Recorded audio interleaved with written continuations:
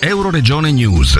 EduChange, docenti dal mondo. Un progetto innovativo presso gli istituti superiori del Medio Friuli, grazie alla professoressa Federica Travagin Katia Odoricos, si è concretato con un docente d'eccezione dall'Egitto, Ahmed, 23enne, laureando in ingegneria meccanica. Progetto di mobilità studentesca internazionale che consiste nell'accogliere uno studente universitario volontario per 6 settimane nella nostra scuola. Qual è lo scopo? Lo scopo è far sì che i nostri ragazzi vengano a contatto con una cultura diversa, con usi e costumi diversi, in modo da sensibilizzarsi alla diversità, al multiculturalismo.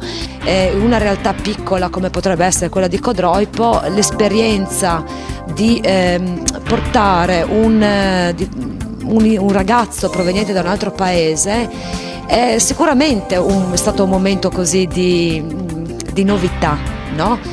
Non solo per i ragazzi ma anche proprio per i colleghi, penso, cioè mettersi a confronto con un'esperienza, un approccio anche diverso e mettersi in discussione sotto certi aspetti.